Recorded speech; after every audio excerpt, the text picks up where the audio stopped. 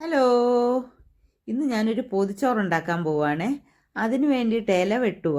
അപ്പോഴാണ് ചിക്കു വന്ന് ആ വീഡിയോ എടുക്കുന്നത്. ഇവിടെ ഇഷ്ടം പോലെ കീരിയുണ്ട്. അതുകൊണ്ട് ഒരു കീരി പോകുന്നേ കണ്ടോ.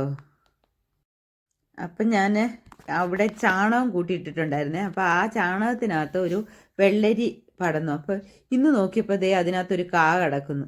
ഞാൻ നല്ലൊരു വെള്ളരിക്കയായിരുന്നു. പിന്നെ ഞാൻ നോക്കുമോ അതിനകത്ത് വേറെ വല്ലതും ഉണ്ടോ, കാണാതെ കിടപ്പുണ്ടോ, നിറച്ച് പോച്ച കയറി കിടക്കുക. എന്നാലും നോക്കുക. അപ്പോൾ അപ്പുറത്ത് പണിക്കാരുണ്ട്. അവരെന്തുവാ കൃഷി എടുക്കുവാണോ എന്ന് ചോദിച്ചപ്പോൾ ഞാൻ പറഞ്ഞു വെള്ളരിക്ക കിട്ടി, ഇന്നത്തേക്കുള്ളതായി എന്ന് ഞാൻ അവരോട് പറഞ്ഞേച്ച് വരിക. ഞാൻ നേരത്തെ ഇവിടെ കുറേ മുളകും പിന്നെ ചീരയൊക്കെ ഇഷ്ടംപോലെ നട്ടിട്ടുണ്ടായിരുന്നു. ഇപ്പോൾ ഇന്നാളീ നട്ട ഒരു മുളകാണ്. ഇപ്പോൾ അതേ നിറച്ച് മുളകുണ്ടായി നിൽപ്പുണ്ട്. ഞാൻ കാര്യമായിട്ട് അങ്ങനെ മുളകൊന്നും മേടിക്കാറില്ല. ഇവിടുത്തെ തേങ്ങാ പൊതിക്കാരനാണ്. എപ്പോഴും തേങ്ങ പൊതിച്ച് തിരുമ്മി തരുന്ന രഞ്ജേട്ടനാണ് എനിക്ക്. അപ്പം അടുപ്പയിലാണ് ഞാൻ ചോറൊക്കെ വെക്കുന്നത്. ആ ചോറ് വെച്ച് കഴിയുന്ന ആ സമയത്ത് തന്നെ ഞാൻ കൂട്ടാനും അതേലേക്ക് അങ്ങ് വെക്കും. ഇലയെല്ലാം വെട്ടിക്കൊണ്ടുവന്നിട്ട് വാട്ടാമെന്ന് വെച്ചാൽ എന്തായാലും അടുപ്പിൽ നല്ല തീയുണ്ട്. അപ്പം ഞാൻ വിചാരിച്ച അടുപ്പേ വെച്ച് തന്നെ അതങ്ങ് വാട്ടിയെടുക്കാമെന്ന് വിചാരിച്ച് വെട്ടിയ ഇലയെല്ലാം കൂടെ കൊണ്ടുവന്ന് അതിലിട്ട് വാട്ടിയെടുത്തു. ഞാൻ പൊതിച്ചോറുണ്ടാക്കുമെന്ന് വെച്ച് കഴിഞ്ഞാൽ അങ്ങനെ എല്ലാവരും കാണിക്കുന്ന പോലെ ഭയങ്കര വിഭവങ്ങളൊന്നും ഒന്നും ഉള്ള പൊതിച്ചോറൊന്നും അല്ലേ. എൻ്റെ ഒരു സാധാ പൊതിച്ചോറാണ്. വലിയ ആർഭാടമൊന്നും ഇല്ലാത്ത ഒരു പൊതിച്ചോറാണ്. അപ്പോൾ ചോറ് ഞാൻ എപ്പോഴും പുഞ്ചേരിയാണ് ഇവിടെ യൂസ് ചെയ്യത്തുള്ളൂ. മറ്റേ ജേ അരി ആർക്കും ഇഷ്ടമല്ല. എല്ലാവർക്കും ചുമന്ന ചോറ് തന്നെയാണ് ഇവിടെ ഇഷ്ടം. അപ്പം ഞാൻ ഒരു ബീട്രൂട്ട് എടുത്ത് തോരൻ വെച്ചു.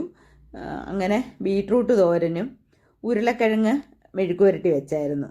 അപ്പോൾ ഉരുളക്കിഴങ്ങ് മെഴുക്കുവരട്ടിയും ബീട്രൂട്ട് തോരനും ചമ്മന്തി ഞാൻ ചുമന്ന മുളകിൻ്റെ അല്ല പച്ചമുളക് ഇട്ടുള്ള ചമ്മന്തിയാണ് അരച്ചത്. എനിക്കതാ കുറച്ചും കൂടി ഇഷ്ടം. അതായത് ഈ ചുമന്നത് എടുക്കുവാണെങ്കിൽ പിന്നെ ചുട്ടരച്ചൊക്കെ എടുക്കണമെങ്കിലേ ആ ഒരു ടേസ്റ്റ് വരത്തുള്ളൂ. അപ്പോൾ അതുകൊണ്ട് ഞാൻ പച്ചമുളക് എടുത്തിട്ട് ചമ്മന്തിയാണ് ഉണ്ടാക്കിയത്. അങ്ങനെ അതും ഉരുട്ടി. പിന്നെ മത്തി ഉണ്ടായിരുന്നു വറുത്തത്. അപ്പോൾ അത് മത്തിയും കൂടെ എടുത്ത് വറുത്ത് ഇതിനകത്തേക്ക് വെച്ചു.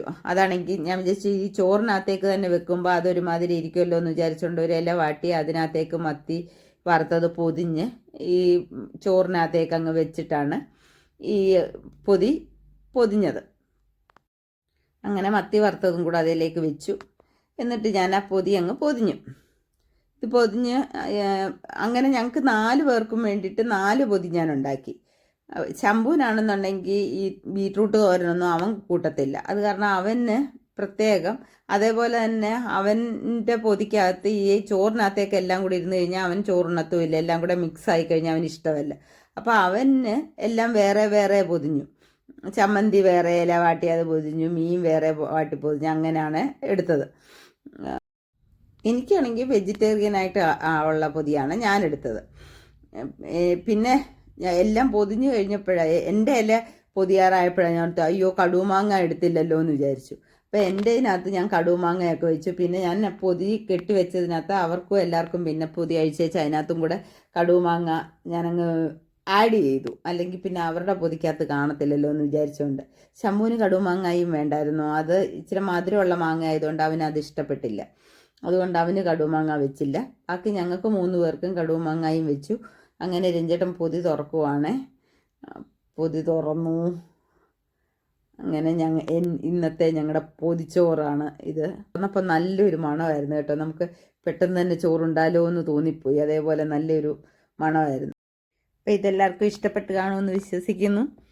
Okay, bye bye.